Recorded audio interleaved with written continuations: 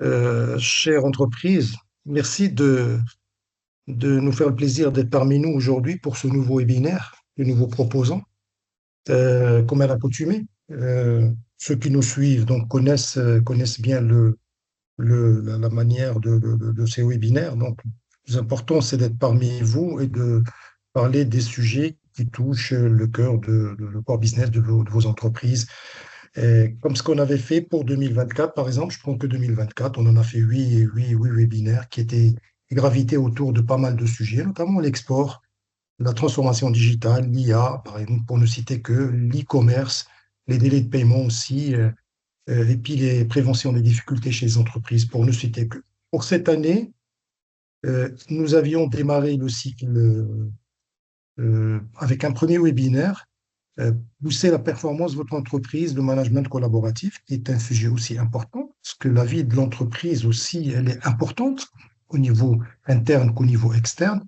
Et donc, aujourd'hui, nous vous proposons donc, comme ce que je l'ai dit, un nouveau webinaire, développer sa croissance à travers une stratégie export. C'est un sujet qui est connu, que vous connaissez parfaitement et qui est devenu central depuis quelques années, notamment grâce un petit peu à l'évolution favorable. Chez nous, je prends le cas du Maroc au niveau des exportations. Le Maroc a fait un saut euh, très important. Hein. Si nous prenons que la vision, par exemple, 2020 jusqu'à 2024, il y a beaucoup de choses qui se sont passées et beaucoup d'entreprises ont intégré cette vision de l'export qui est devenue une activité à part entière. L'entreprise, inutile de vous dire que l'entreprise, depuis quelques années, ben, elle est en mode projet sur beaucoup de sujets. Par la force des choses, hein, nous sommes dans un environnement mutant et donc, comme disait Albert Einstein, le temps n'a pas de répit, il est rattrapé par le temps. Et donc, les entreprises sont rentrées dans la digitalisation, la décarbonation, les investissements productifs, la RSE, l'ESG, bref, toute une série de projets qui sont devenus des primordiaux. Ce ne sont plus des options, mais des obligations depuis quelques années. Inutile de vous rappeler un petit peu le contexte international qui est mutant, comme ce que je venais de le dire. Par exemple, récemment, on a tous vu la décision de l'administration américaine pour revoir les, les, les, les, les droits de douane à la hausse de façon inédite. Et donc, cette guerre commerciale, un petit peu, elle sera non sans incidence, bien sûr, sur le trade d'une manière générale et sur les entreprises, bien évidemment. Enfin, je rappelle une chose sur l'export. L'export, comme je viens de le dire, ce n'est plus un luxe, c'est une nécessité stratégique. Dans un monde globalisé, rester seul sur un marché, c'est de s'exposer à une croissance limitée et des risques accrus. Vous êtes sur un seul marché, ben, vous subissez un petit peu les aléas de ce marché. Les marchés émetteurs sont des relais de croissance. On ne cessera jamais de le répéter. Il existe une forte demande à l'international, elle doit être stimulée.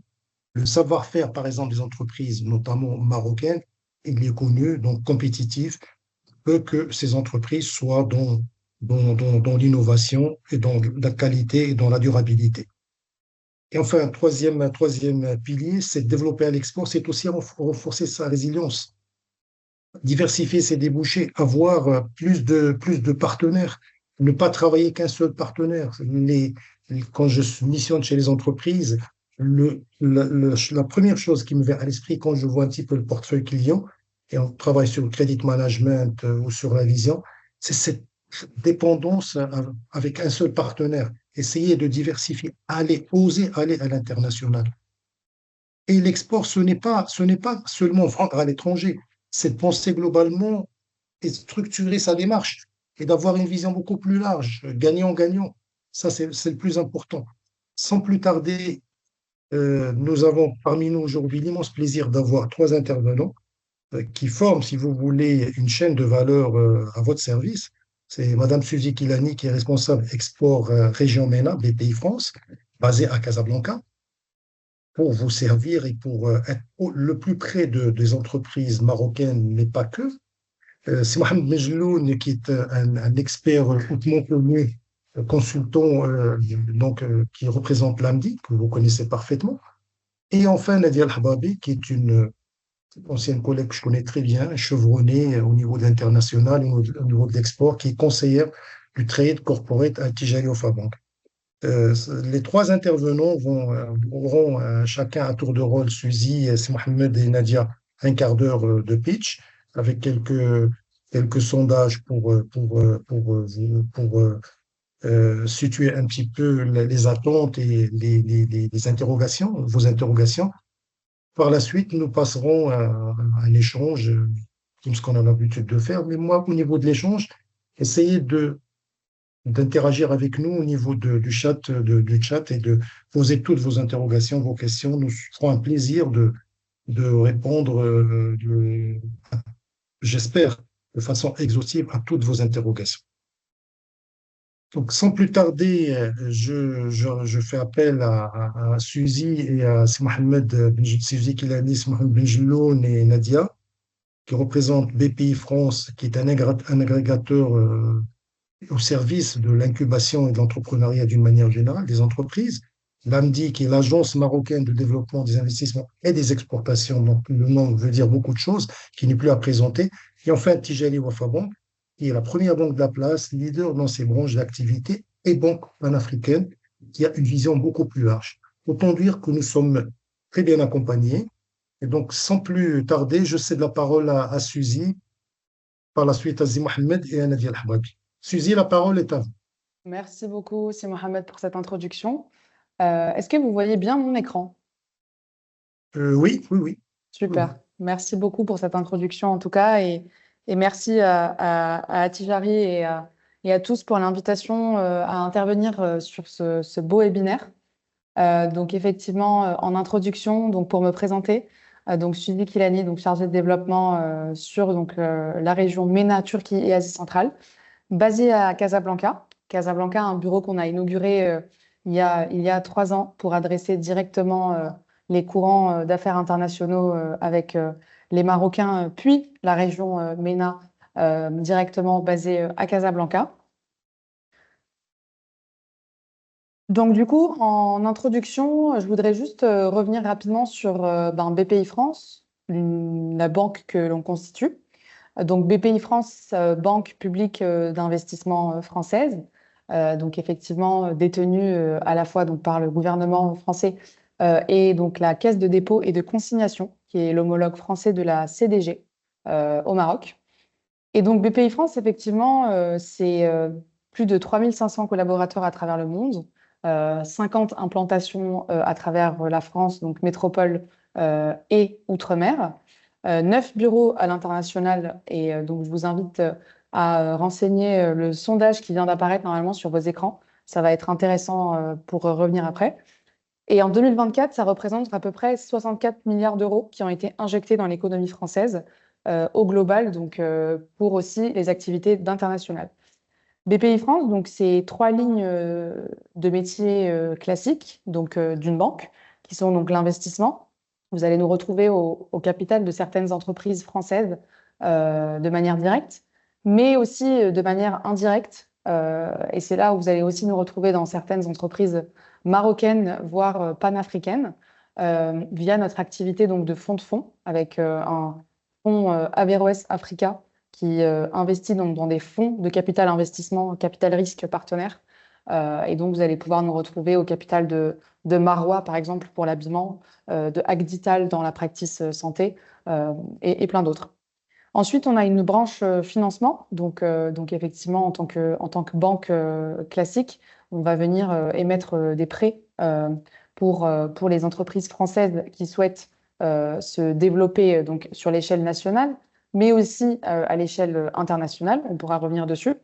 Et enfin, on a aussi une activité donc assurance, de laquelle on est affilié et attaché, étant l'agence française de crédit à export.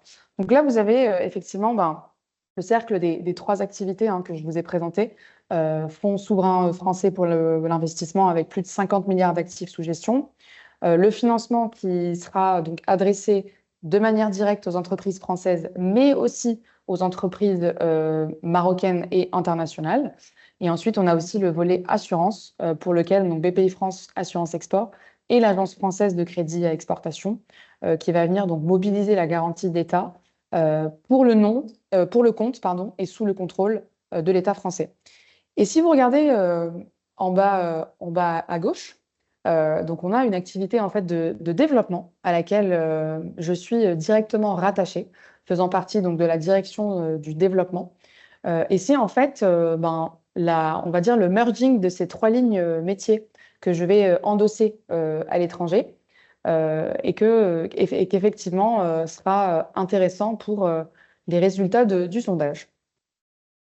Alors du coup, hop, et donc normalement on a, voilà. Ce qui est intéressant, c'est que en répondant à la question, donc quels sont les marchés étrangers qui vous intéressent le plus pour développer votre activité, on a tout naturellement l'Afrique qui vient en tête à hauteur de 33%, suivi par le Moyen-Orient à hauteur de 24%. Donc, il en va de soi que je suis très fière de voir que ce sont les deux régions que l'on couvre à Casablanca, parce que Casablanca, avec le bureau de Dubaï, on forme notre délégation donc MENA au sein de BPI France. Et effectivement, donc notre équipe est répartie entre Casablanca et Dubaï, avec notre siège qui est à Paris. Mais donc, il en va de soi qu'il est pertinent pour vous d'adresser en tout cas l'Afrique et le Moyen-Orient, parce que vous allez pouvoir faire appel en tout cas à BPI France, partenaire historique de la banque Attijari Wafa, depuis en fait Casablanca, depuis Dubaï, mais aussi depuis nos trois pays que l'on couvre en Afrique subsaharienne. Donc je vous ai dit effectivement sur cette slide, vous voyez donc 9 bureaux à l'international. Donc vous avez donc Casa, Dubaï pour la région MENA, et pour la région Afrique subsaharienne, vous allez avoir 3 bureaux, donc à savoir Dakar, Abidjan et Nairobi, qui vont aux 3 bureaux couvrir en fait toute l'Afrique subsaharienne. Mais pour ceux qui s'intéressent également à l'Europe, qui vient à 19%, l'Amérique du Nord à 14%, je suis suivi de l'Asie, on couvre aussi ces régions du monde avec des présences sur les Amériques. On a New York et Mexico, donc de ce côté-là. Et pour l'Asie, on a un bureau à Singapour. Donc, c'est des bureaux qui vont pouvoir effectivement vous aider à développer votre activité et à exporter l'activité qui est déjà bien implantée sur les marchés. Donc, effectivement, 9 bureaux à l'international, Casablanca, Dubaï, qui sont représentés aujourd'hui dans ce webinaire.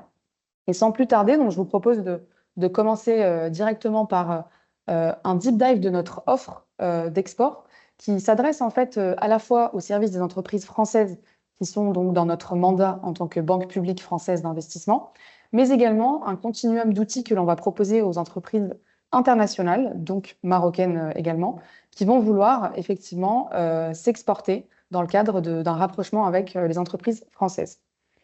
Aujourd'hui, notre offre à destination donc, des entreprises françaises, pour commencer, elle s'adresse sous 3 principaux volets. On va pouvoir en fait adresser leurs demandes en phase amont. Et donc, ça va commencer par une assurance prospection. Donc, cette assurance prospection, le nom assurance porte à confusion. En réalité, c'est une avance remboursable qu'en cas de réussite.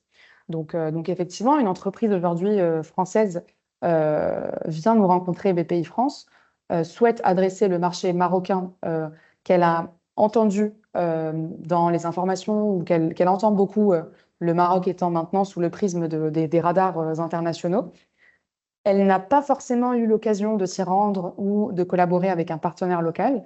BPI France est en mesure de lui proposer une assurance prospection qui va venir effectivement couvrir ses dépenses et bénéficier donc de listes des dépenses qui sont éligibles pour pouvoir prospecter un marché, un tout nouveau marché. Et donc effectivement, pourquoi je parle d'avance remboursable qu'en cas de réussite? Parce que c'est un chiffre d'affaires qu'elles vont forecaster, pour lequel effectivement elles auront le suivi de nos chargés d'affaires dans les 50 directions régionales qui se retrouvent à travers la France. Et en cas de chiffre d'affaires réalisé, c'est là où elles vont nous rembourser.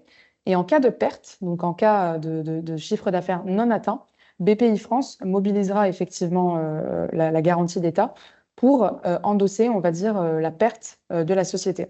Mais c'est vraiment un dispositif que l'on met à disposition donc, des entreprises françaises en amont, en phase amont, en early, comme on parle dans le jargon startup, vraiment pour leur permettre d'oser s'exporter, d'oser aller voir les marchés internationaux et vraiment d'oser aller voir s'il y a de la valeur pour leur économie. Donc ensuite, donc effectivement, vous allez nous retrouver, nous, en phase de développement, toujours en partie conseil et accompagnement dans les démarches, d'où le fait qu'on soit également 9 bureaux à l'international. Hein, c'est pour être des points de contact pour les entreprises françaises qui s'exportent. Une fois que la prospection des marchés a eu lieu, c'est là où il est intéressant d'apporter aussi nos solutions à destination de développement d'une activité qui a été révélée à l'international, d'où le prêt de croissance international et le crédit export qui seront mobilisés. Donc, prêt de croissance international, c'est dans le cas effectivement où les entreprises donc, peuvent collaborer effectivement donc, soit dans le cadre d'une création de filiale, et ça c'est prévu au Maroc. On parle en dizaines de milliers d'entreprises françaises, grands comptes et PME et ETI confondus, qui sont présentes sur le territoire marocain et qui ont été accompagnées par BPI France dans le lancement. C'est aussi tous les enjeux de soutien dans le cadre de croissance externe, s'il y a des joint ventures, si effectivement il y a des collaborations et des synergies qui ont été identifiées. Et ensuite, on a le crédit export sur lequel je vous propose de revenir sur la slide suivante, qui sera adressé en fait directement à une société donc marocaine et ou internationale qui va venir contractualiser avec un exportateur français dans le cadre d'un achat d'équipements ou de biens. Et ensuite, donc pour la partie sécurisation des activités, on va venir mobiliser effectivement des assurances crédits, des garanties caution et des garanties de projet à l'international qui vont venir à la fois permettre aux entreprises de bénéficier en fait de la garantie d'État française pour pouvoir souscrire à soit directement un prêt BPI France ou alors permettre de mobiliser la garantie d'État française de l'État français pour ensuite bénéficier donc d'un prêt d'une banque en local, par exemple celle d'Attijari Wafa Bank avec lesquelles on collabore sur ces volets-là. Pour revenir rapidement sur le crédit export que l'on propose, aujourd'hui, effectivement, on est en mesure de proposer des solutions de financement directement adressées à destination donc, des partenaires internationaux qui vont venir contractualiser avec nos sociétés françaises qui s'exportent à travers 2 outils de financement qui seront couverts toujours par notre agence de crédit à exportation, qui commence dès 1 million d'euros de financement avec un rachat de crédit fournisseur et qui peuvent monter jusqu'à 75 millions d'euros. Ici, on va parler de crédit acheteur. Et en fait, c'est des contrats qui seront établis donc, entre la société marocaine, la société française qui s'exporte et BPI France, qui vont pouvoir effectivement mettre à disposition des solutions de financement moyen long terme. Donc, on parle ici entre 3 et 7 ans. En moyenne, on peut même monter jusqu'à des 10 ans, mais en moyenne, on est sur du 5 ans, qui vont pouvoir être directement mis à disposition des sociétés marocaines. Nos financements sont en euros. C'est pour ça que vous allez nous voir effectivement collaborer aussi avec Attijari pour des schémas de on-lending. Donc, c'est des lignes que l'on va mettre à disposition des partenaires marocains en euros à Attijari, puis ensuite en dirham directement auprès desquels ils vont pouvoir se financer. Et donc là, si on regarde le sondage que vous avez reçu, donc avez-vous déjà envisagé ou mis en place des partenariats stratégiques pour développer votre activité à export? Quand on regarde les résultats, on est effectivement sur 50% non, pas pour le moment, et à 38% nous y réfléchissons. Et c'est là effectivement où nous, notre rôle en tant que banque française, mais basée à l'étranger, notre rôle aussi, c'est d'être à proximité de l'écosystème marocain. On pourra y revenir dans les slides suivantes.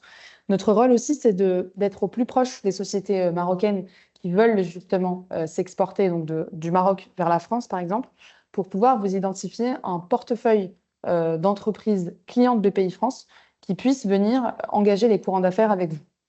Et donc BPI France, c'est à peu près 200 000 entreprises qui sont accompagnées sur les 3 lignes de métier que je vous ai exposées au début, mais également en accompagnement, en accélérateur, en start-up, en fonds d'investissement.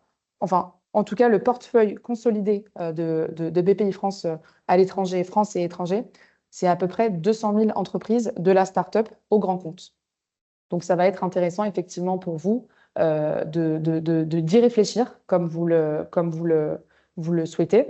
On a quand même 11% qui ont réussi avec succès, donc c'est aussi agréable à voir. Mais en tout cas, voilà, on pourra prendre attache directement avec les équipes de Datijari, de l'AMSI et nous-mêmes BPI France pour pouvoir vous permettre d'y songer et de l'envisager et de mettre en place ces partenariats.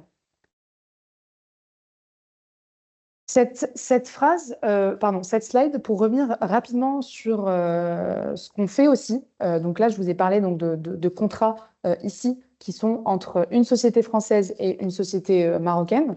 On est aussi en mesure de financer et de garantir, on va dire, des contrats qui sont signés par des entreprises nationales. Donc, vous m'avez fait part d'un intérêt pour l'Afrique.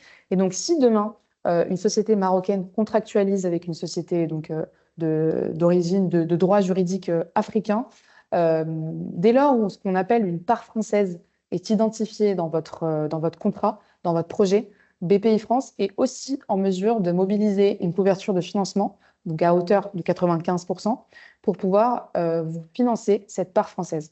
Et ce qu'on appelle part française, en fait, c'est tout ce qui va se rapporter à de la valeur ajoutée française, donc tous les biens qui auront été produits en France, ou toutes les prestations de services qui auront été mobilisées pour de la recherche et développement ou pour des études qui auront été réalisées par un prestataire ou sur le territoire français. Donc, c'est ce qu'on appelle une part française. Et dès lors où cette part française, en fait, se situe entre 20 et 50% du contrat d'exportation, c'est là que nous allons pouvoir mobiliser notre couverture de financement et notre garantie BPI France Assurance Export. Donc ça, on a beaucoup parlé financement, garantie. Il est aussi intéressant de regarder un peu la phase amont de ce que nous, en tant que direction du développement, on est amené à faire. Le fait qu'on soit aussi basé à l'international, ça nous aide effectivement à nous rapprocher de l'écosystème local pour pouvoir lui mettre à disposition l'écosystème français, vice-versa. Et ça passe par des parcours. Donc, c'est des parcours business international que nous dispensons en fait sur nos bureaux et sur nos régions du monde. C'est des parcours qui sont en 4 temps. Et donc là, vous avez rapidement des parcours 2025 sous réserve de modifications, bien sûr. Sur la zone MENA, on a un parcours Maroc qui a débuté cette année.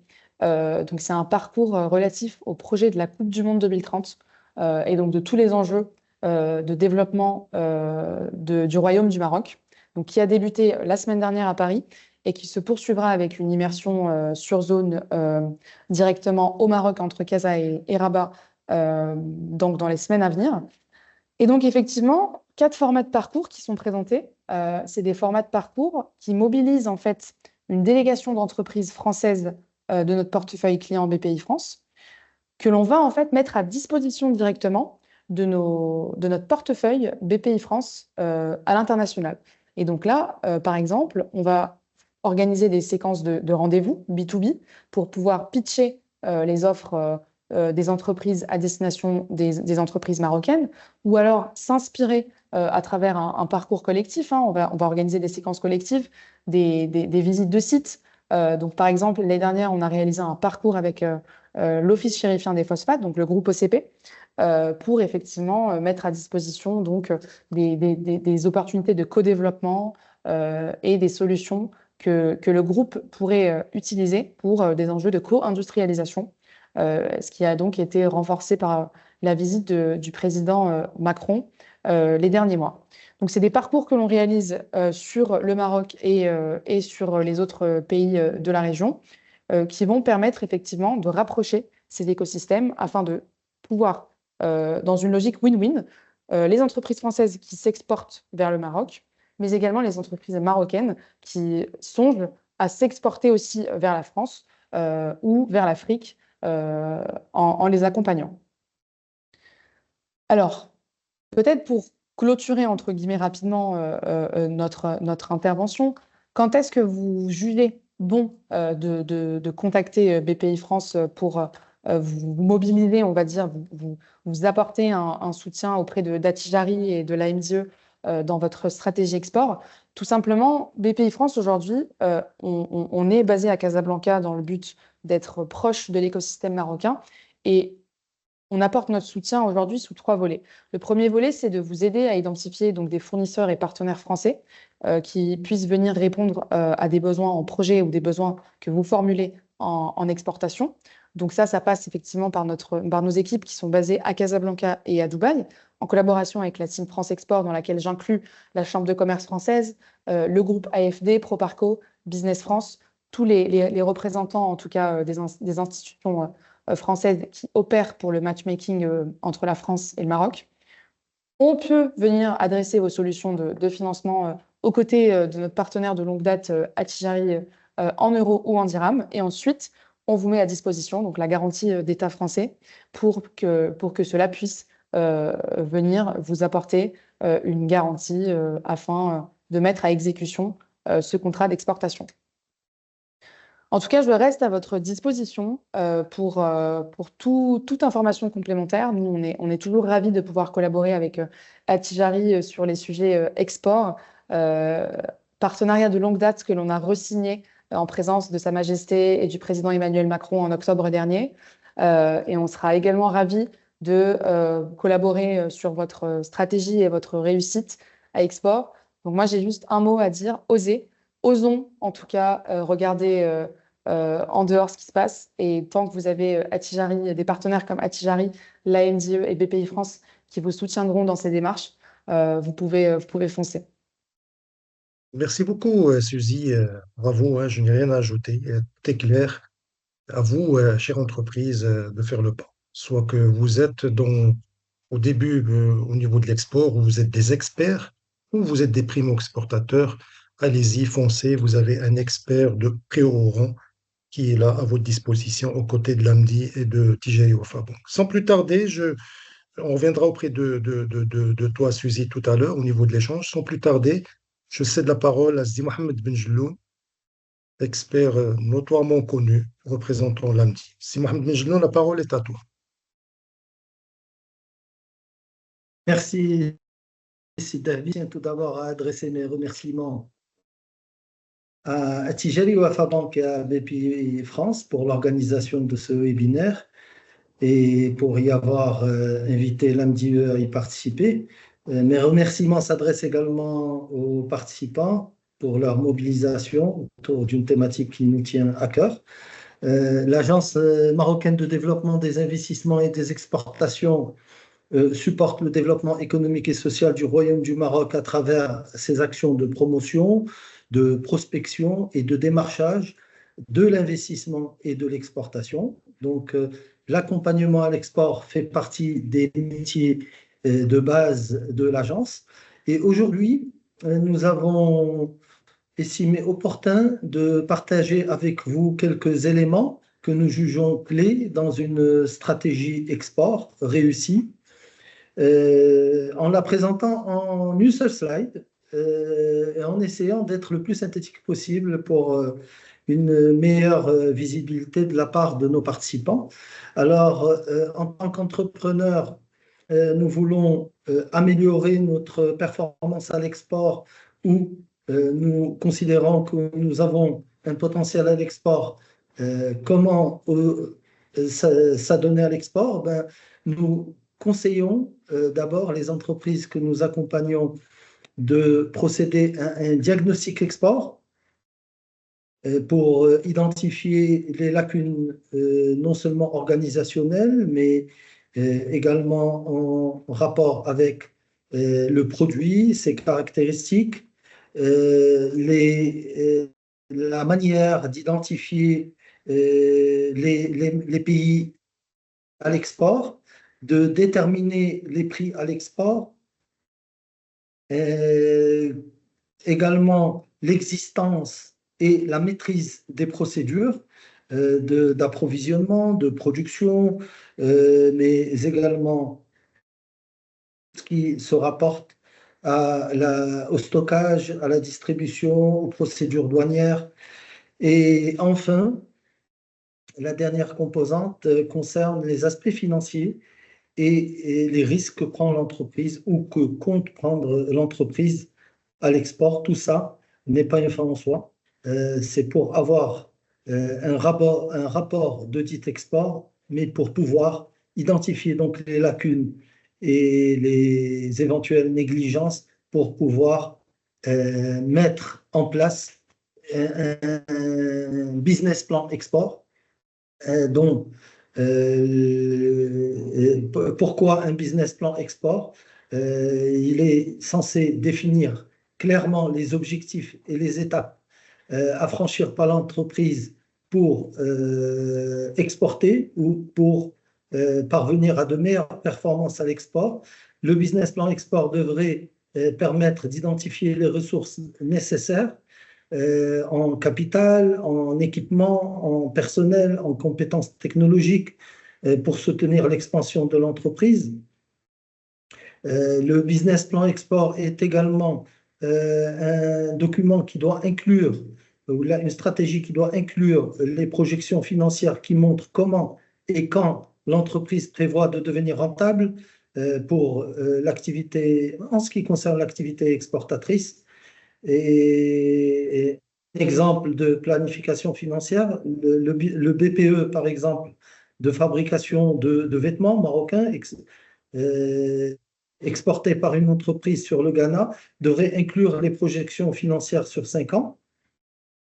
Ces projections montrent non seulement quand l'entreprise devrait atteindre le seuil de rentabilité, mais aussi les moments clés où de nouveaux investissements pourraient être nécessaires pour soutenir l'expansion. Cela aide les investisseurs à comprendre le timing des flux de trésorerie attendus et le potentiel de croissance de l'entreprise. Donc, vous l'aurez compris, un bon business plan export permet d'attirer également les financements, d'améliorer les chances de succès de l'entreprise, de comment et quand réaliser les bénéfices et enfin d'aider à la prise de décisions critiques. Parmi les maillons importants préconisons dans l'élaboration d'une stratégie export figure l'identification des marchés cibles, d'autant plus que le Maroc, sous l'impulsion éclairée de Sa Majesté, que Dieu l'assiste, a opéré une politique économique d'ouverture importante qui permet un accès préférentiel sur le plan tarifaire à près d'une centaine de pays et dans près de 2,5 milliards de consommateurs. Donc, l'identification des marchés cibles doit également permettre d'identifier les restrictions aux frontières, notamment pour les produits réglementés, qu'est-ce qu'il faut satisfaire en termes de règles d'origine, etc. Prendre en considération donc dans le choix du marché cible les aspects culturels et les habitudes de consommation. Un exemple de produit phare du Maroc à l'export, c'est la sardine transformée. On n'exporte pas la sardine en conserve en Afrique de l'Ouest, par exemple, de la même manière qu'on l'exporte sur l'Afrique centrale. Si sur l'Afrique de l'Ouest, c'est plutôt la sardine étêtée, équettée et filetée en des conserves métalliques sont les plus prisées. Sur l'Afrique australe, par contre, c'est plutôt une sardine uniquement éviscérée et qui n'est pas étêtée, donc qui garde sa tête, si je puis dire, et dans des bocaux en verre et en position verticale. Donc, ces habitudes. Excuse-moi, Mohamed, il y a un des sondages qui a été mis en ligne maintenant. Quel est le principal défi que vous rencontrez actuellement dans vos activités d'exportation? Bon, le tiers, c'est la difficulté de prospecter, et le tiers, c'est la gestion logistique et un peu plus du tiers, hein, finalement, hein, c'est le quatre réponses, financement à l'exportation. Donc, pratiquement équitable. C'est ça que les difficultés de l'approche marché, de l'approche logistique et du financement qui se posent. C'est que c'est des choses qu'on retrouve finalement chez la PME. Oui, tout à fait. Ça fait partie des éléments clés d'une stratégie export et sur lesquels l'entreprise et principalement la PME doit travailler le plus et accorder le plus d'attention. Arrivons.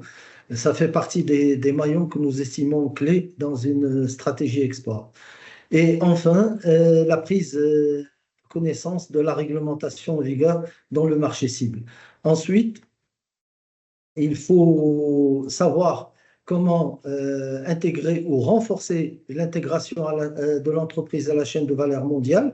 Il ne suffit pas de connaître la réglementation en vigueur et les aspects culturels et les habitudes de consommation des marchés ciblés, mais encore faut-il procéder à l'adaptation du produit à ces exigences et, dans un certain nombre de cas, procéder à la certification du produit pour témoigner de la conformité aux exigences du marché cible, en plus de l'analyse de la concurrence sur le marché en question. Ensuite, il faut préparer la stratégie d'entrée sur le marché. Et là, on retrouve la prospection, la promotion, les activités de démarchage. C'est le cœur de métier de l'AMDIE, puisque l'AMDIE est le fruit de la fusion de trois organismes étatiques, à savoir le Centre marocain de promotion et des exportations, l'Office des foires et expositions de Casablanca et l'Agence marocaine de développement des investissements. Et depuis toujours, nous accordons une grande importance à ces aspects liés à la participation aux salons et foires spécialisées, aux rencontres B2B, aux incoming visits lorsqu'il s'agit d'acheteurs potentiels pour les mettre en relation avec les entreprises que nous accompagnons à l'export, les incoming missions, parfois il faut se déplacer chez cet acteur, notamment dans le cas de chaînes de distribution à l'étranger pour opérer un référencement.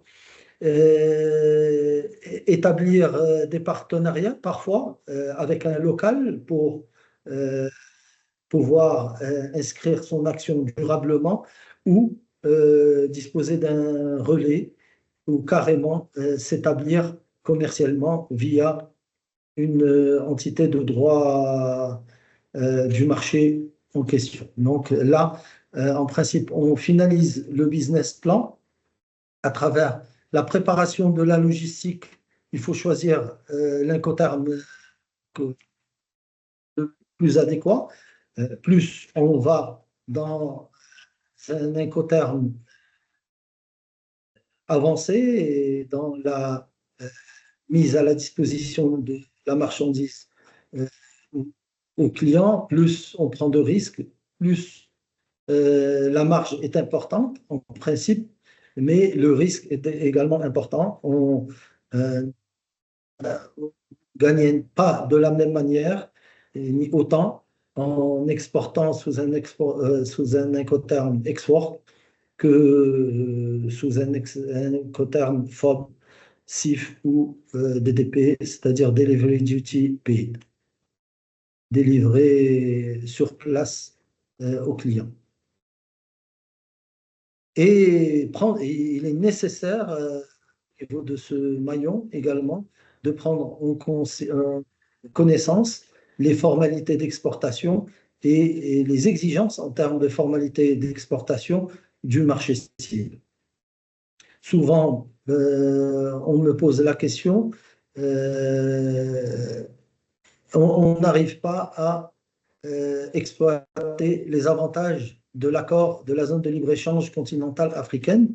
Je demande alors, est-ce que vous joignez à votre expédition le certificat ZLECAf? On me répond par la négative. Ben, c'est normal. Si on ne fait pas le nécessaire, ben, on ne va pas vous exempter, ne serait-ce que partiellement, des droits de douane sur votre expédition. Une fois arrivé aux frontières du marché ciblé. Et enfin, il y a le financement et l'assurance à l'export. Pour ce qui est du financement, il faut bien identifier les besoins et les sources. Nous avons la chance d'avoir un réseau étoffé de banques marocaines à l'international et notamment sur le continent africain.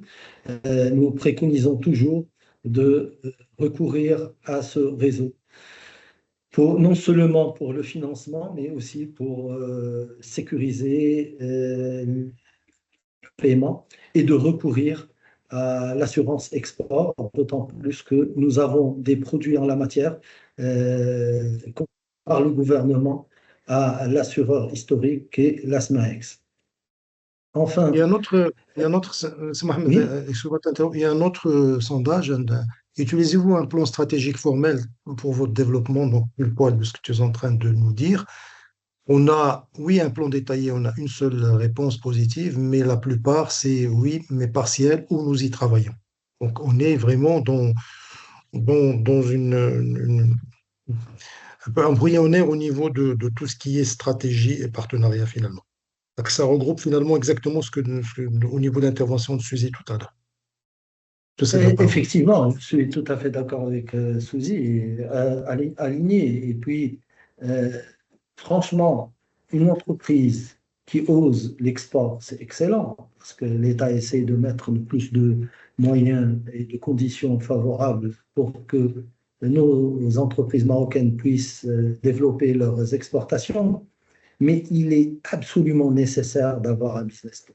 C'est une feuille de route qui vous permet de ne pas aller dans le noir ou là en tatillon, mais d'identifier exactement les besoins, les étapes de l'entreprise et également de ne pas être confronté à des problèmes sur lesquels on peut anticiper très facilement. Moi, je vois souvent des entreprises arriver euh, au marché cible.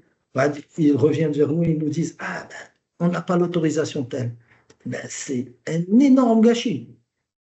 C'est un énorme gâchis, d'autant plus que l'information, elle est abondante, elle est là. L'AMDIE, son travail, c'est d'orienter. Il y a d'autres organismes étatiques qui orientent les exportateurs. Il faut recourir à nos services pour ne pas tomber dans ce type de situation. Enfin, tout ça pour vous dire que aussi, l'AMDIE assure l'accompagnement sur la plupart de ces maillons de la chaîne de la stratégie export.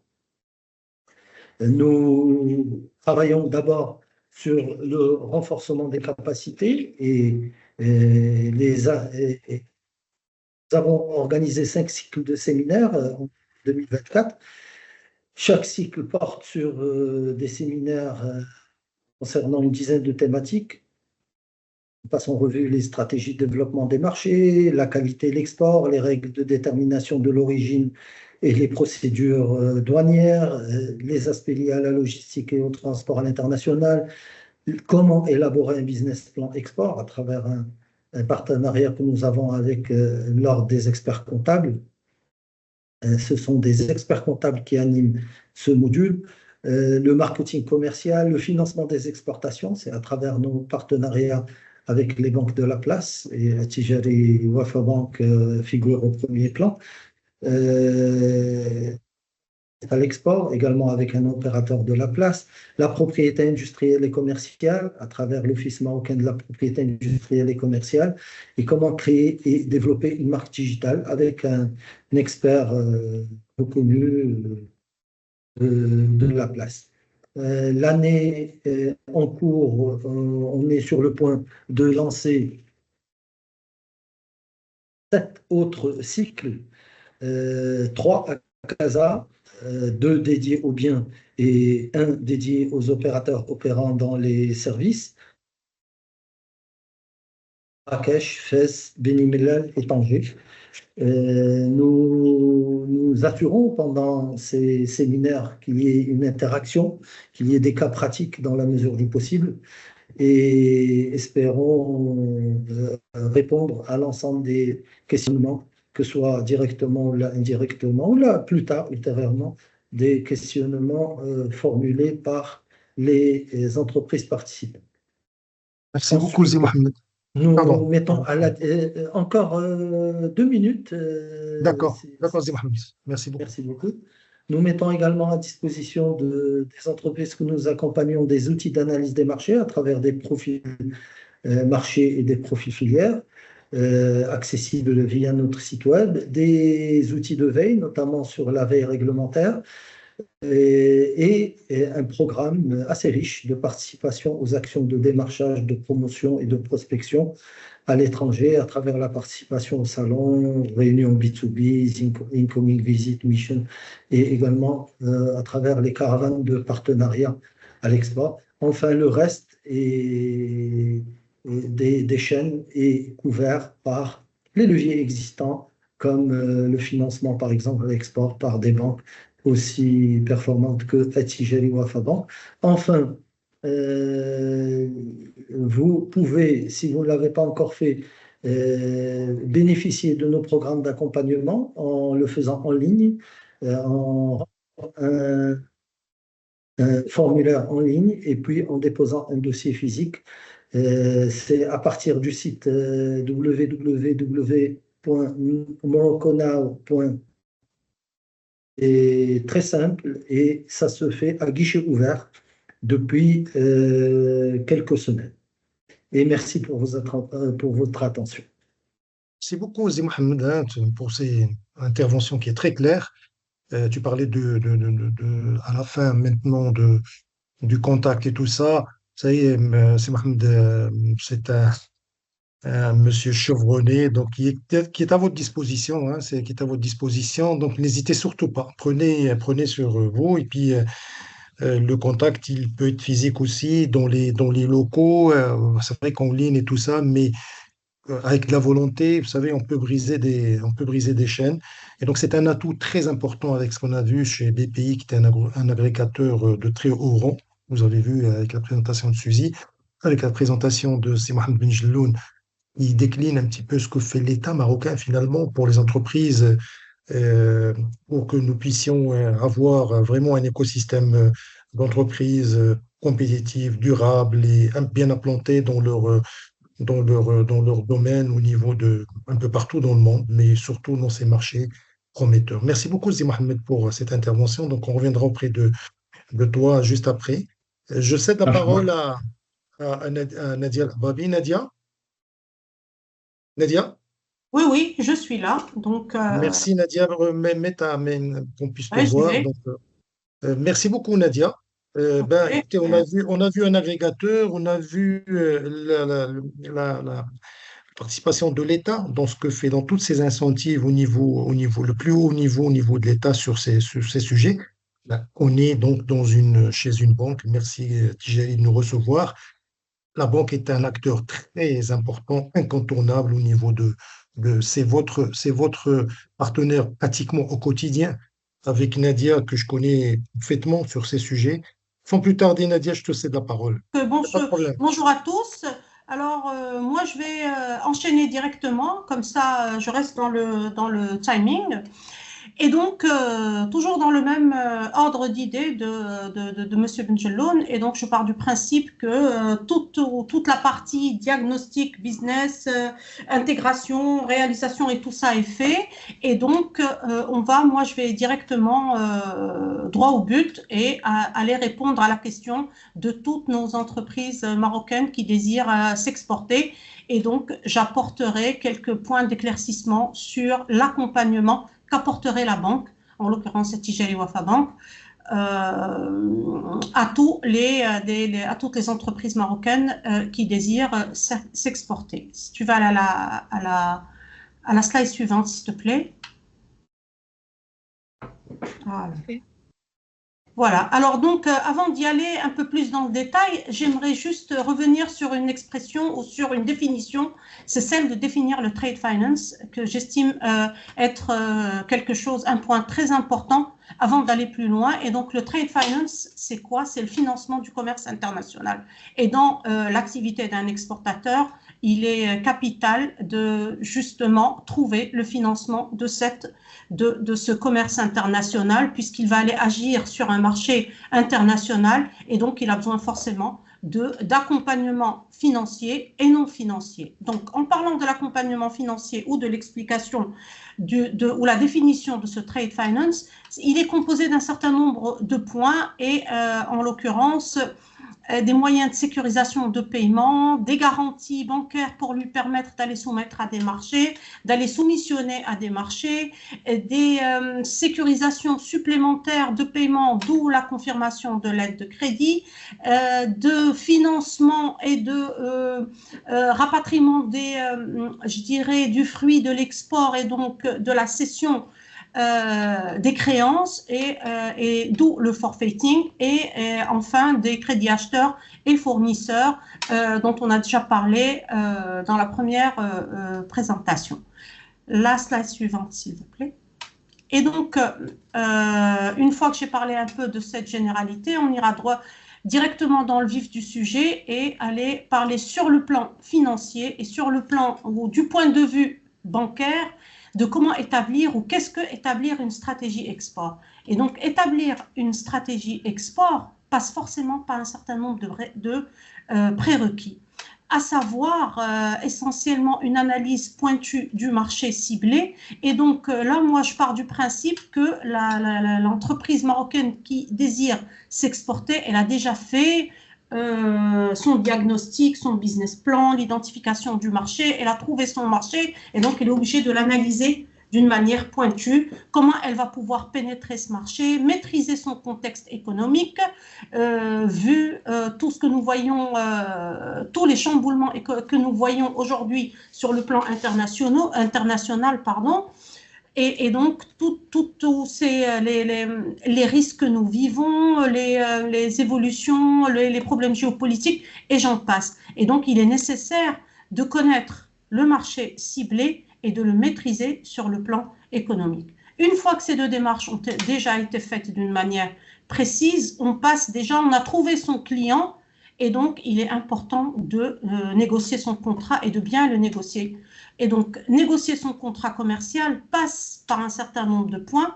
Donc, comment établir son contrat commercial? Que doit contenir son contrat commercial? Sous quelle forme ce contrat commercial doit être établi?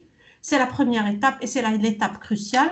Vient par la suite la concrétisation de l'opération export. Et là, on va parler de la maîtrise de la logistique et du transport et de la documentation, ce qui est important.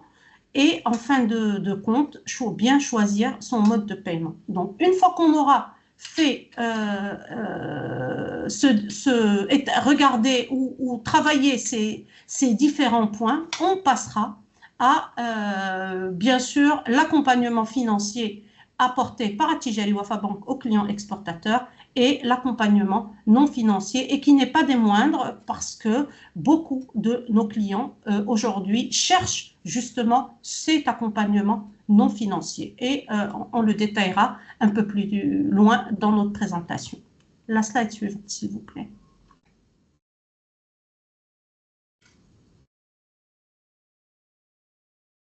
Donc, j'ai jugé un peu nécessaire de parler de certains points et essentiellement ce contrat commercial, la logistique, les Incoterms et tout ça. Donc, le contrat commercial est un document juridique qui est très, très important et qui, lui, va lier les deux parties et qui est la base juridique et qui est la base de la concrétisation de l'opération. Qu'est-ce que cette transaction? C'est une exportation, c'est une importation, qu'est-ce que c'est? Qu'est-ce que j'exporte? Quelle est le marchandise? Quel est le prix? Quelles sont les quantités?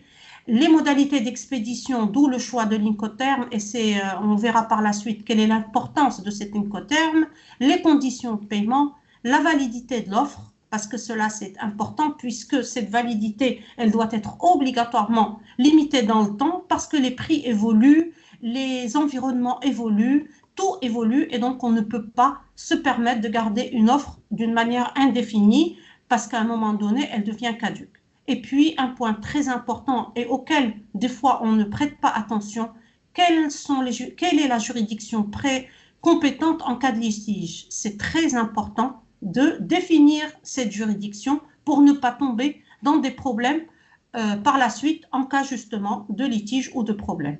Généralement, la juridiction est celle du pays du vendeur, mais les deux parties peuvent se mettre d'accord sur une juridiction plutôt neutre, et c'est en général la Cour d'arbitrage de la Chambre de commerce internationale.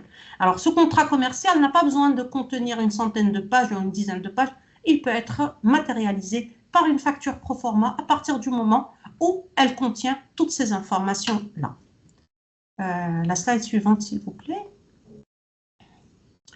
Alors, une fois qu'on a défini et verrouillé le contrat commercial, il est important aussi de définir les autres documents, parce que c'est les autres documents qui vont matérialiser cette exportation, parce que ces documents-là sont souvent utilisés pour soit la mise en consommation du produit exporté dans le pays de destination, soit pour pouvoir bénéficier de conditions tarifaires en matière de douane, soit justement pour définir aussi les responsabilités en matière de titre de transport. Et donc la facture commerciale qui doit reprendre les termes du contrat commercial, le titre de transport, et là il est très important de connaître quels sont les différents types de titres de transport les plus utilisés dans les opérations internationales ou dans le commerce international. On parlera en premier lieu du connaissement, qui a une force très importante, et ce connaissement est délivré dans le cadre d'un transport par voie maritime.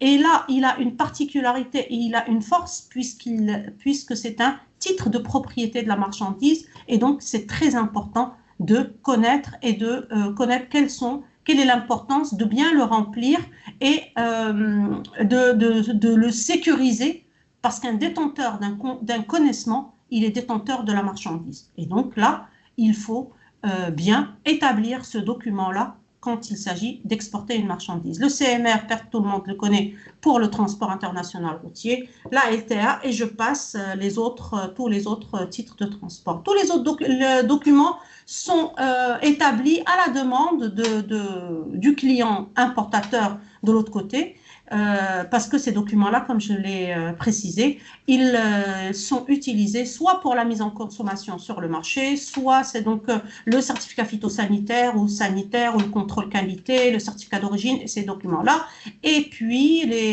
tout autre document qui peut servir que peut demander l'importateur pour ses besoins de dédouanement de marchandises ou de utilisation ou entrée en possession de sa marchandise.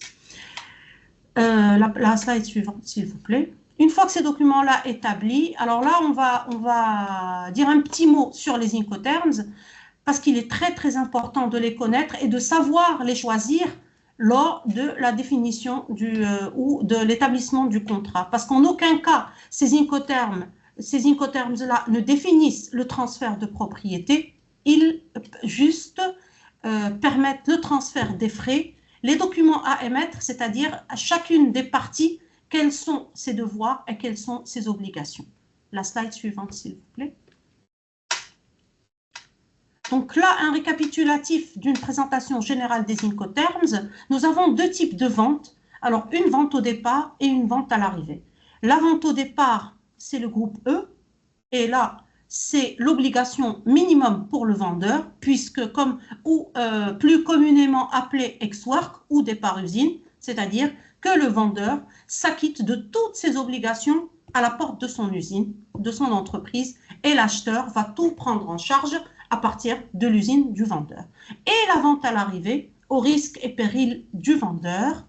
Et donc là, le vendeur va assumer toutes les démarches.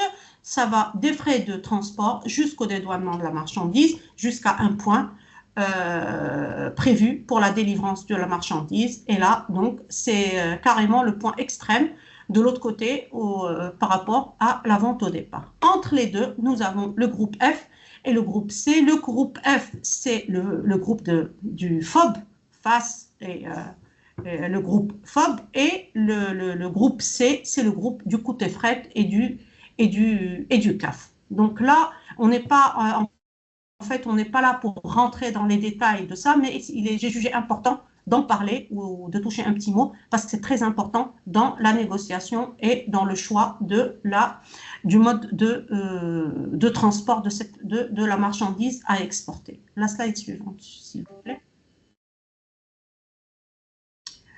Alors là, on va parler un petit peu, on va rentrer un peu dans le détail du dispositif d'accompagnement de Tijari Wafa Bank. Avant d'aller dans le dispositif d'accompagnement financier et non financier, il est très important de noter la position ou le positionnement de Tijari Wafa Bank en tant que première banque marocaine et banque panafricaine, de par notre présence sur le réseau africain de 15 pays. Donc, nous sommes présents dans 15 pays en Afrique du Nord, dans la zone UEMOA et dans la zone CEMAC. Donc, à travers ce réseau africain, Tijari Wafa Bank se constitue une force importante pour permettre ou pour assurer une sécurisation, je dirais, totale des exportations des entreprises marocaines sur le marché africain, ou en tout cas sur nos pays de présence, et donc une sécurisation de bout en bout, depuis le point de départ, le Maroc, jusqu'à l'arrivée de la marchandise et donc la sécurisation de paiement. C'est bien beau de vendre, de faire parvenir la marchandise, mais ce qui est encore plus important, c'est de pouvoir se faire payer et rapatrier ses fonds. C'est ça le plus important dans en fait une opération d'exportation. Vendre sa marchandise, mais c'est surtout se faire payer. Et en parlant de se faire payer, Tijari Wafa Bank dispose d'un large réseau de correspondants à travers le monde, aussi bien en Europe, aux États-Unis qu'en Afrique, que partout dans le monde. Elle dispose aussi d'un certain nombre de clearers, et pas des moindres, en Europe et en euros et en dollars, puisque ce sont les deux devises les plus importantes du commerce international. Et donc, en Europe, nos principaux clearers ce sont des banques de premier ordre, telles que la Commerzbank, la Deutsche Bank, la BNP Paribas ou Banco Santander. En dollars, c'est Citibank, Standard Chartered Bank et JP Morgan, première banque américaine. Quant aux échanges avec les correspondants, la banque dispose de clés SWIFT. Et en parlant de clés SWIFT, c'est le langage que connaissent toutes les banques et qui leur permet de converser selon les modes de paiement d'une manière universelle, donc aussi bien pour les ouvertures des LC, des transferts ou encore des remises documentaires. Et donc, toutes les banques comprennent le même langage et parlent le même langage, c'est le langage SWIFT. La banque dispose aussi de... Pardon, Nadia, si on peut aller un peu plus vite, parce qu'on Oui, doit oui. passer à l'échange. Ok, pardon, oui. Et donc, je parlais donc du SWIFT. La slide suivante, s'il vous plaît. Donc, j'irai un peu plus vite. Et donc là, les moyens de paiement des opérations de trade, les moyens de paiement, et donc là, c'est les moyens de financement, les moyens de paiement, parce que je disais que le choix du moyen de paiement était important. Les moyens sont classiques, c'est le transfert simple, la remise documentaire, le crédit documentaire ou la SBLC ou la lettre de crédit stand-by.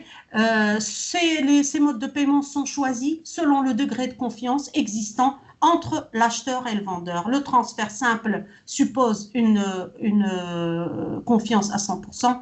La remise documentaire, une confiance mitigée. La slide suivante, s'il vous plaît. Le crédit documentaire, c'est le moyen le plus sécurisé puisqu'il y a zéro confiance entre les deux parties. Et la lettre de crédit stand-by. Là, la lettre de crédit stand-by est un produit hybride entre un crédit documentaire et un transfert simple. Et donc, là, par contre, c'est un produit très risqué et qui doit être réservé à des opérations spécifiques et à une clientèle de premier ordre.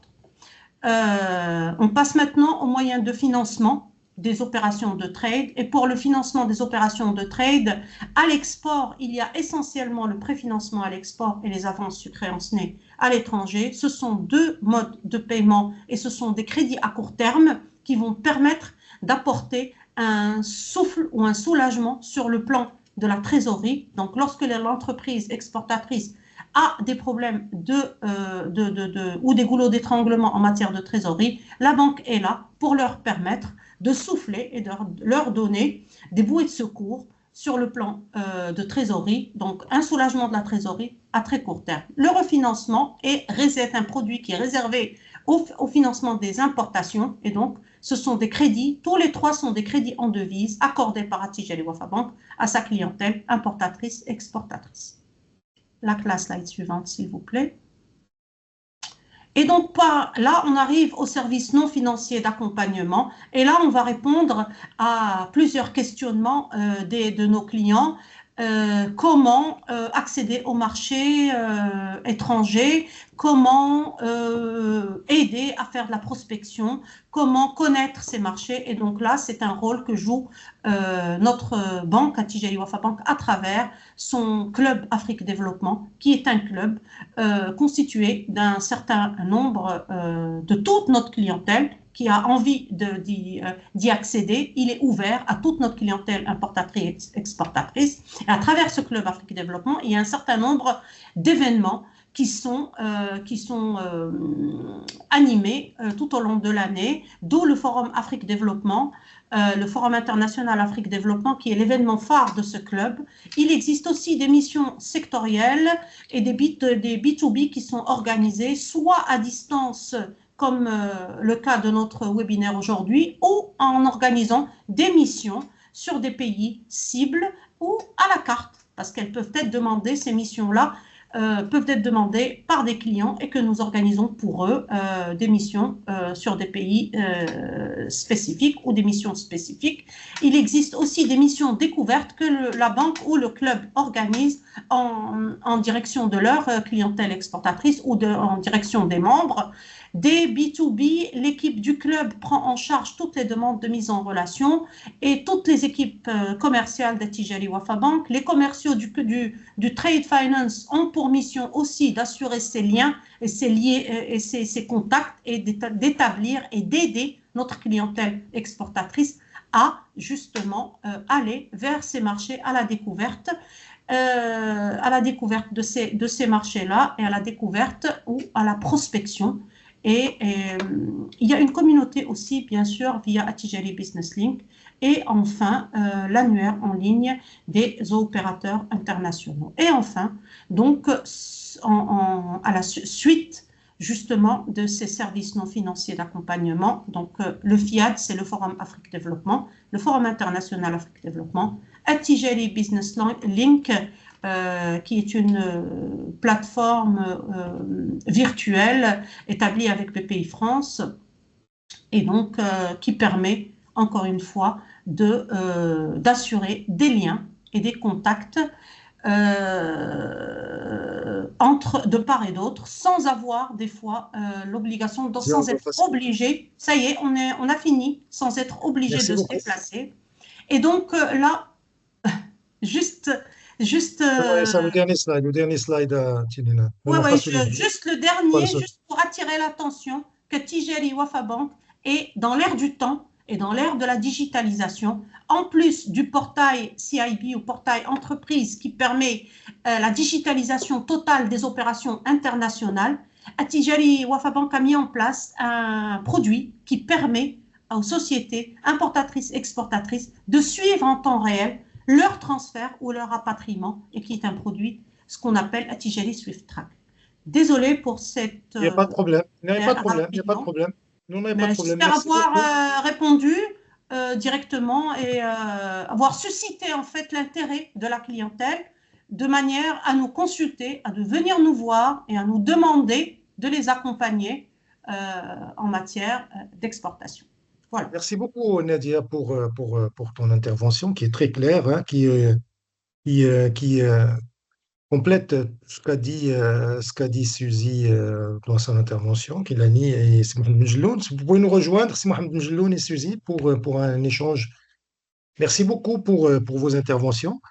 C'est Mohamed Suzy, c'est Mohamed Mjloun, Suzy Kilani et Nadia Al-Hababi.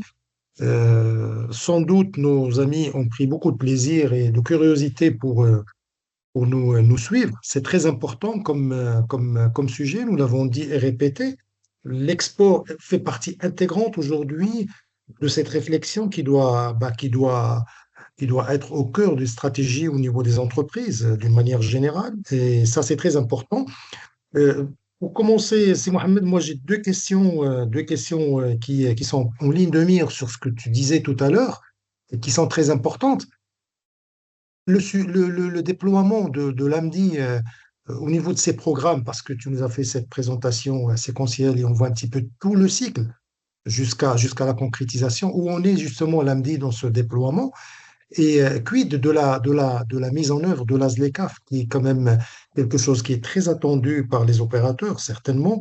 Elle a pris un peu de temps, mais aujourd'hui, j'allais te poser encore une question parce que tu as parlé tout à l'heure, Aziz Mohamed, des chaînes de valeur au niveau mondial, des donneurs d'ordre et tout ça. Est-ce que ce qui s'est passé en ce moment un petit peu avec ces barrières douanières, avec cette guerre commerciale qui a commencé, est-ce qu'il n'y aura pas encore un reformatage de ces chaînes de valeur ou des cartes qui vont être rabattues comme ce qui s'est passé pendant pendant le Covid et ainsi de suite. Et puis pour Suzy, une question sur ce que fait finalement, deux questions, pardon, sur ce que fait BPI France. Comment la banque peut-elle accompagner une PME marocaine, par exemple, en l'occurrence, pour la développer, pour la rendre vraiment comme une gazelle et un champion africain, marocain et puis africain, régional, à l'export, notamment en matière de financement. Tu as parlé tout à l'heure, mais est-ce qu'on peut aller vers des choses un peu plus pratiques au niveau des garanties et au niveau des risques? Et puis une autre question aussi, Suzy, c'est comment la banque peut-elle faciliter la mise en relation d'une PME avec ses partenaires étrangers? Tout à l'heure, tu as parlé de ce cofinancement, de cette valeur ajoutée française, mais qui doit être additionnée par des entreprises étrangères, en l'occurrence, prenons le cas du Maroc. Est-ce qu'on peut avoir un exemple d'ébauche concrète sur ce sujet? Enfin, pour Nadia, quels sont les services bancaires? Tu as parlé de tous ces produits, de tous ces produits, mais pour optimiser un petit peu la gestion des flux de ces entreprises à l'international, je sais qu'il y a tout un sujet sur comment rapatrier les fonds, comment sécuriser et comment travailler finalement pour être sur place. Je sais que Tijari aussi, quand on est, moi je me souviens parfaitement de ce que disait un jour Mohamed Khtani, président du groupe Tijari, il disait quand je suis au Sénégal, je suis sénégalais. Quand je suis en Côte d'Ivoire, je suis ivoirien. Ça veut dire que le centre se déplace de ces entreprises. Si elles s'installent dans ces pays, ben, elles seront prises en charge pardon, et drivées. Et enfin, une dernière question à Nadia. Comment Tijeri Wafa Bank détecte finalement ces PME disposant d'un potentiel avéré? J'ai un potentiel. Comment la banque me détecte finalement pour être aligné à mon ambition pour aller à l'international? Quel est cet accompagnement? Est-ce qu'il y a quelque chose qui se fait en amont au niveau du groupe Tijari avec tout ce qui se fait à l'ère du data, à l'ère de... Voilà. Donc voilà ce genre de questions, cet ensemble de questions qui me paraît un petit peu cerner l'ensemble de ce que nous avons dit et comment finalement, vous les trois, vous les grands agrégateurs de la banque, un agrégateur qui s'appelle BPI France et l'AMDI, puissiez travailler encore un peu plus ensemble pour que ces entreprises rayonnent davantage à l'international. La parole est à vous. Merci, Dabi, pour ces questions très pertinentes. Alors, même l'audience a posé d'autres très intéressantes. D'abord, pour précision, l'AMDIE n'a pas succédé à Maroc PME. Chacune des deux agences dispose de ses missions propres et l'AMDIE s'inscrit au niveau de l'export à travers deux programmes. Le premier programme, c'est Export Morocco Now, qui a été lancé en 2024 et qui s'articule autour de quatre axes. La conception du programme s'est faite suite au travail de ce qu'on appelle la Task Force Export, qui avait été mise en place par le ministère de l'Industrie et du Commerce au lendemain du Covid et qui avait permis d'identifier un potentiel additionnel à l'export de 120 milliards de dirhams sous 1200 couples produits marchés. On s'était alors adressé à près de 120 entreprises pour recueillir leurs besoins en termes d'accompagnement. Et c'est sur la base des besoins exprimés, nous avons conçu ce programme en partenariat avec le ministère de l'Industrie et du Commerce et de la SMEX, la Confédération marocaine des exportateurs.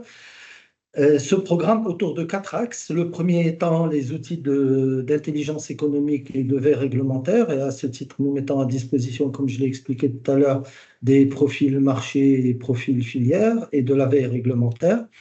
Le deuxième axe se rapporte à la participation à tout ce qui est foires, salons spécialisés, B2B, IV, IM et caravanes de partenariat économique. À titre d'exemple, un salon peut nous coûter facilement autour de 5 millions de dirhams.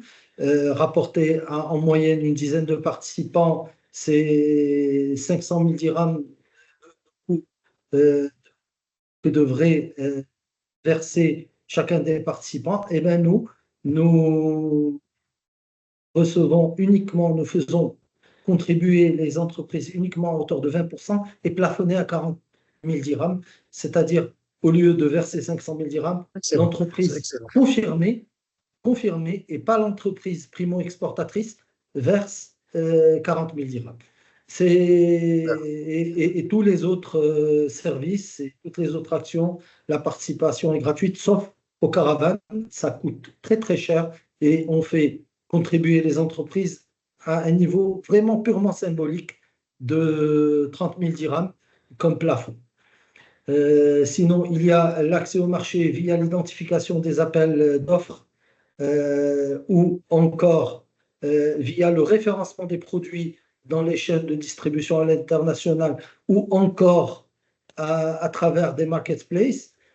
Nous sommes en train de préparer une importante mission sur le Royaume-Uni pour y référencer plus d'une centaine de produits dans une des chaînes de distribution locales.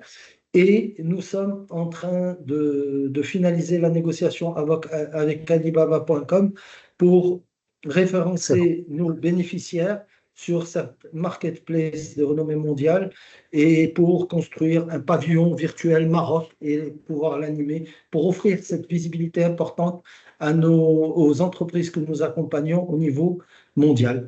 Et puis, il y a le renforcement des capacités via les cycles de séminaires dont j'ai parlé tout à l'heure. Il y a même une déclinaison de ce programme aux femmes chefs d'entreprise. Nous ciblons une centaine de femmes sur 3 ans. C'est via le renforcement des capacités aussi, l'appui à la certification et à la digitalisation pour que ces femmes chefs d'entreprise puissent faire du e-commerce. Et puis, c'est des mises en relation à travers des rencontres B2B. Alors, la participation à ces 2 programmes est ouverte, c'est à guichet ouvert, il suffit. Et là, j'ai posté un texte et même le lien vers ces 2 programmes. Merci beaucoup. Merci beaucoup. Sur ce sujet-là, c'est très important, mais est-ce qu'aujourd'hui, depuis que ce Morocono, depuis que cette grande initiative a été lancée, est-ce qu'on a des champions qui ont émergé finalement? Peut-être que c'est court à l'ère du data et tout ça. Est-ce qu'avec le concours de la banque, avec tout ça, on a finalement fait émerger, pousser des entreprises qui sont devenues visibles dans les radars aujourd'hui sur cet espace? Écoutez, il y a des retours très intéressants, mais nous avons conçu ce programme sur 3 ans justement pour accorder suffisamment de temps aux entreprises et offrir une palette d'offres suffisamment large pour que l'impact puisse se faire ressentir sur le court et le moyen terme. Maintenant, après une année, nous sommes en train de vérifier auprès de l'Office d'échange le chiffre d'affaires additionnel à l'export réalisé par les entreprises que nous accompagnons. Nous ne prétendons nullement que ce chiffre d'affaires additionnel a été réalisé uniquement grâce au concours de l'AMDIE, pas du tout, mais nous estimons que nous avons quand même une petite contribution là-dedans. Et puis, nous avons des retours de témoignages très motivants. C'est ce qui nous donne des ailes. Quand, par exemple, récemment, j'étais à Fès et un chef d'entreprise s'est levé et a dit « C'est grâce à l'AMDIE que je suis devenu exportateur », ça fait chaud au cœur. Il nous a raconté son expérience à travers la participation à 2 salons, ce qui est assez rare parce que les salons, comme vous le savez pertinemment, c'est pas au terme de la première participation qu'on arrive à décrocher des contrats, mais il faut être visible, il faut prouver que nous continuons à vivre à travers une deuxième ou une troisième participation avant de gagner la confiance Excellent. Et puis un dernier point, des un dernier acheteurs. point. Pardon, c'est Et bon. l'autre point, pour passer au point des accords de libre-échange, De la alors, ZLECA, parce que c'est un événement finalement, c'est quelque chose qui est écoutez, tant attendu au écoutez. niveau africain d'une manière générale. Aujourd'hui, est-ce qu'il y a de l'espoir pour que finalement on commence à produire dans ce Afrikland finalement de cette ZLECAf, on voit un petit peu des choses, que l'Afrique se prenne en charge beaucoup plus que sur le papier finalement. C'est pas la peine de préciser que nous sommes en train de vivre un recul tonitruant du multilatéralisme. Nous avons vu tous les mesures introduites par l'administration américaine concernant les droits de douane additionnels. Ce qui est clair, c'est que l'avenir est au régional et au bilatéral ou de manière plus succincte au préférentiel. D'ailleurs, le mouvement s'amplifie ces 2 dernières décennies puisque en 2005, on avait quelque chose comme à peu près 173 accords commerciaux régionaux recensés par l'OMC, l'Organisation mondiale du commerce. En 2015, ils étaient 274 et en 2025, ils sont plus de 370. Donc, c'est un mouvement qui s'amplifie. L'essentiel du commerce extérieur marocain se fait dans un cadre préférentiel. Plus de 77% de nos exportations sont réalisées avec nos partenaires avec qui nous avons des accords de libre-échange. Ils sont nombreux.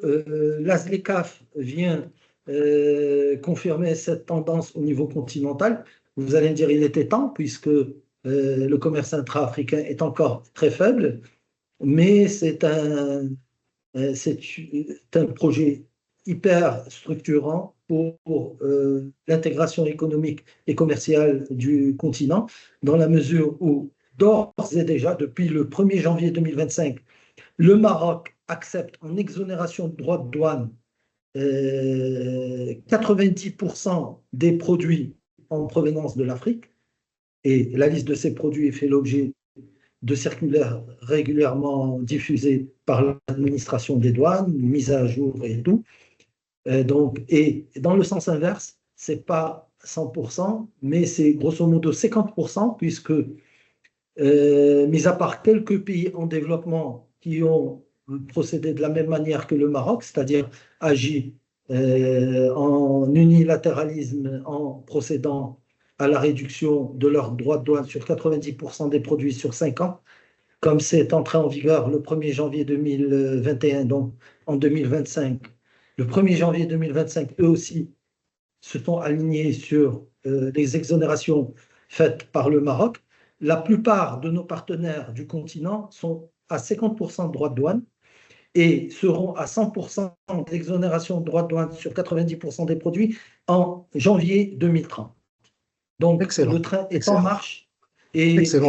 pour C'est que cela, le nous message. déployons un programme de prospection, de promotion. Et la nouveauté, c'est que nous allons commencer à le faire la main dans la main avec Attijari Wafa Bank, notamment sur le continent africain. Voilà un bel exemple. Merci beaucoup, Azzi Mohamed.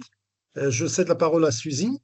Il y a une question qui est venue, BPI Oui, France. Je ne sais pas si tu la vois. Tu l'as vu, oui, bien sûr, Suzy? j'ai répondu oui. Il BPI y a, France il y a, soutient des sociétés françaises basées en France et souhaitant travailler avec le Maroc. Est-ce qu'elle soutient également des expatriés français ayant créé leurs entreprises et des emplois au Maroc et qui travaillent avec des sociétés françaises? Donc effectivement, j'ai apporté une réponse. Nous, ce qu'on considère Ah comme oui, une j'ai vu, société pardon, j'ai vu. marocaine, c'est toute société de droit juridique marocain. C'est-à-dire donc qu'elle soit créée par une personne de nationalité marocaine ou une personne expatriée au Maroc. Et donc, ces sociétés, elles peuvent bénéficier effectivement des outils que j'ai présentés, notamment le crédit export. Mais du coup, la première question, si Mohamed, que vous avez posée sur le rôle de la banque, comment est-ce qu'elle peut accompagner en fait des PME marocaines dans une stratégie export. Oui, En fait, c'est la slide que je vous avais présentée en 3 étapes. Et en fait, la première étape est pour nous la plus importante parce que notre présence à Casablanca, elle n'est pas anodine, hein. C'est pour être au plus proche des sociétés et de l'écosystème marocain. Mais ça nous permet, avant tout, de pouvoir adresser des besoins en stratégie, des besoins en croissance et des besoins en export en phase amont. Pas arriver seulement pour adresser des potentielles thématiques de financement avec Attijari, Wafa Bank ou la MDE. C'est vraiment se poser avec les entreprises et leur demander à date quels sont leurs projets, quels sont leurs besoins et comment est-ce que des entreprises de notre portefeuille en France ou à travers le monde, en fait, peuvent répondre à des besoins. Et donc, effectivement, ces besoins, ils peuvent être matérialisés en besoins d'équipement, en besoins de CAPEX. Et souvent, effectivement, c'est des contrats d'acquisition de matériel, de CAPEX, d'équipement, qui sont amortissables, que l'on va venir, en fait, financer, donc mettre à disposition un crédit classique qu'une banque peut octroyer. Et en fait, ça, c'est la phase, on va dire, après. Nous, on va vraiment arriver sur la phase amont qui est quels sont vos projets et si vous avez des partenaires qui ont été identifiés, on peut vous aider avec du financement. Mais en amont, si vous avez un projet qui est établi, qui est pensé, qui est réfléchi, mais pour lequel vous n'avez pas encore identifié de partenaires, nous, on peut vous mettre à disposition des sociétés françaises qui exportent, qui sont basées au Maroc ou pas, mais qui exportent et donc ça va vous permettre de bénéficier d'une solution de financement. Donc ça, C'est c'est clair. en cas de croissance. Ensuite, effectivement, nos présences à travers le monde, à travers nos 7 autres bureaux, mis à part Casa et Dubaï, ça permet aussi de pouvoir regarder un peu les horizons internationaux. Et donc ça, dès lors où un projet détient ce qu'on appelle une part française, BPI est en mesure de financer et de garantir. Et donc, dans le cas où, effectivement, l'entreprise aurait besoin d'une garantie plutôt que d'un financement, il faut savoir que tous nos financements BPI France sont ECA-backed, c'est-à-dire qu'ils mobilisent automatiquement notre garantie d'État français. Et donc, effectivement, aujourd'hui, une BPI France peut mobiliser la garantie d'État pour une société marocaine ou internationale, dans le cas où celle-ci, donc elle va venir contre-garantir en fait la banque marocaine en local, dès lors où il y a une banque française dans le lot. Et donc, pour ne pas Très clair. citer la deuxième banque par respect pour Oui, Attijari qui est oui, avec nous aujourd'hui, très clair. aujourd'hui, il y a 2 banques françaises au Maroc et donc voilà. C'est très clair. Non, non, Voilà. le message est très clair. Et puis le deuxième, il y a le deuxième, sur le deuxième aspect, Sur c'est la deuxième question, donc c'était faciliter la mise en relation. Euh, exact. Est-ce qu'il y a une jonction, Suzy, parce que je profite de la présence de Nadia, quand il y a un financement ou une détection d'une opportunité, est-ce que la jonction se fait rapidement avec une banque marocaine pour cofinancer, pour faire un due diligence qui est commun finalement, avec Complètement, des process qui sont balisés, tout ça, c'est ça le plus important pour que la complètement, décision soit la plus rapide et puis que l'entreprise soit satisfaite dans les délais les plus courts possibles. complètement. C'est tout l'enjeu aussi de notre partenariat historique qui date d'il y a 10 ans à la création de BPI France suite à la fusion de plusieurs organismes, donc Oseo, la COFAS, etc. BPI France est né et donc on a souhaité effectivement marquer notre proximité avec le marché et l'écosystème marocain en signant un partenariat, le tout premier partenariat bancaire avec Attijari Wafa Bank, donc il y a à peu près 10 ans. Partenariat qui a été renouvelé en présence de Sa Majesté et donc du président Macron. Et donc tout l'enjeu de ce partenariat repose sur un partage de portefeuille. Donc aujourd'hui, Attijari Wafa Bank donc, nous ouvre son portefeuille d'entreprises qui sont clientes. Nous-mêmes, on lui ouvre notre portefeuille d'entreprises clientes BPI France. Et c'est là où le matchmaking se fait. Donc une entreprise aujourd'hui qui contacte Attijari Wafa Bank pour pouvoir s'exporter vers le marché français. C'est là où Attijari Wafa Bank va nous envoyer effectivement le contact. On va avancer, on va regarder et on va avancer. Et de même pour nous, dès lors où on a effectivement des enjeux de collaboration avec des ouvertures de filiales, des implantations, on va tout naturellement rediriger vers notre partenaire. Merci beaucoup, Suzy. Donc, la Voilà. parole est à Nadia Je vous en prie. pour conclure. Merci beaucoup. On va parler. Nadia? Oui, par rapport à comment la première question il y a quelqu'un qui a levé la main, peut-être une question. Non, non, non, c'est pour. Ah, ok. C'est bon parce que Souad Ben Ahmed, que je connais. Allez-y, allez-y. Je vais Ok, voir avec eux. donc je disais par rapport à comment la banque, dans la continuité de ce que dit Suzy, comment Attijari Wafa Bank peut accompagner ou peut détecter déjà des entreprises exportatrices. Bien sûr, Attijari Wafa Bank est forte de son réseau de commerciaux, de son réseau d'agences, de centres d'affaires et de Dar al Muqawil, qui sont donc les points d'entrée de toute notre clientèle et des services, je dirais, centraux basés au niveau du siège et qui sont spécialisés aussi bien dans l'accompagnement en matière d'accompagnement export. Ce sont des experts métiers. Nos équipes donc les commerciaux sont là pour répondre aux besoins du client ou pour l'écouter et pour l'orienter aussi sur justement ces équipes d'experts et de techniciens qui sont basés et qui sont tous là avec des solutions et toutes les solutions dont on a parlé lors de la présentation, tous les moyens d'accompagnement aussi bien financiers que non financiers. Ça veut dire Et qu'il y a un moi, coverage. Ça veut dire que Nadia, il y a un coverage global. Il y a, il y a, exact, la relation, elle est plurielle et le client, il peut être détecté soit au centre d'affaires, soit en centrale et ainsi de suite, mais il est pris en exactement. charge quelque Il part. est pris en charge et il y a donc aussi un point très important avec il y a un package qui vient d'être mis en place et qui aujourd'hui est en perpétuelle évolution sur lequel il y a un QR code ou le moyen de scanner, donc de rentrer et de poser toutes ces questions puisque la banque aujourd'hui est orientée digitalisation totale et donc il y a la possibilité, toute entreprise qui a besoin d'avoir une Mais information a la possibilité de rentrer, de poser équité la territoriale question. aussi. Il y a une équité territoriale Exactement, aussi parce qu'aujourd'hui, avec le digital, exact, les entreprises peuvent être servies n'importe où. Il y a une exactement. deuxième Et donc, question. Il y a oui, une deuxième question, Nadia, pour en finir, parce on doit clôturer. Une deuxième oui. question. Comment on détecte finalement ces entreprises qui ont un potentiel avéré et qu'il faut accompagner dans la ligne de mire de ce que disait Si Mohamed Mejloun au niveau de son programme, puisque l'AMD travaille avec Tijari sur ces programmes de caravanes, de mutualisation, d'événements et tout ça. Comment on détecte finalement ces futurs champions?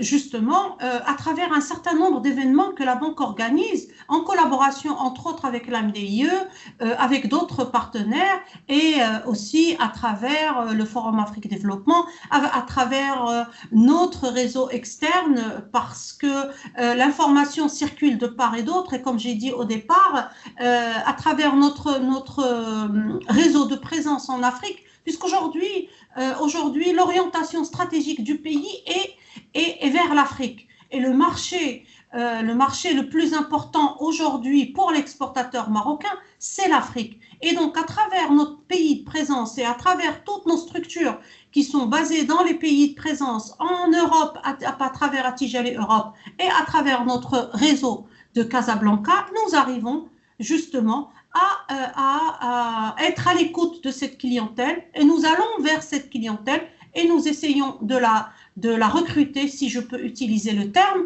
et la ramener C'est très clair. de manière à l'accompagner au maximum et Nadia, de lui apporter toute l'aide nécessaire. merci Voilà. beaucoup, Nadia, pour ton intervention. C'est très clair. Donc, nos amis Smahan Mijloun, bon, je vais te recéder la parole, bien sûr. Maintenant, je vous recède la parole pour une conclusion, les uns et les autres. Donc, on commence par Nadia. Un mot de Oui, conclusion, Nadia? moi, je vous remercie pour ce webinaire et je mets donc encore une fois, je mets à disposition de toute notre clientèle exportatrice tout notre équipe, Attijari et nous, l'équipe Trade, nous sommes comment je dirais, une équipe de techniciens, d'experts en matière d'opérations à l'international. Nous mettons toute notre expérience, tous les outils offerts par Tijari Wafa Bank à disposition de toute la clientèle voulant s'exporter, et nous sommes là à disposition de toute la clientèle pour les accompagner. Merci encore une fois pour nous avoir donné l'occasion justement de présenter ce que Tijari Wafa Bank peut faire pour notre client, pour développer le marché à l'export. Voilà, Merci beaucoup, Nadia. Merci à vous. Suzy, donc, elle a eu un empêchement, donc elle nous a envoyé un texte au niveau du chat, donc on la remercie vivement. Donc, vous avez vu l'intervention de Suzy, donc n'hésitez surtout pas à entrer en contact avec Suzy, avec Nadia et avec Sidi Mohamed, à qui je cède la parole pour une conclusion. Sidi Mohamed. Merci. Avant, je voudrais apporter une petite précision. Alors, oui, Sidi Mohamed. L'AMDIE accompagne l'entreprise dans l'investissement au titre de la charte d'investissement. Alors, qui a bien attribué les rôles à tout un chacun des intervenants. Alors, les centres régionaux d'investissement sont chargés des investissements compris entre 50 et 250 millions d'Iran, et l'AMDIE est chargé d'accompagner les investisseurs qui comptent investir une enveloppe comprise entre 250 millions d'Iran et 2 milliards d'Iran, d'une part. D'autre part, la charte a prévu 4 dispositifs d'appui à l'investissement. 2 sont en vigueur depuis février 2023. 2 autres ne sont pas encore sortis, notamment le décret IDME, des investissements directs marocains à l'étranger, le décret TPME, très petite et moyenne entreprise.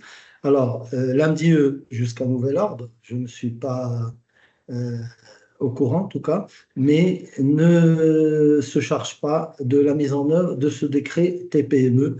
Il me paraît que l'un des participants voulait savoir ce qu'il en était.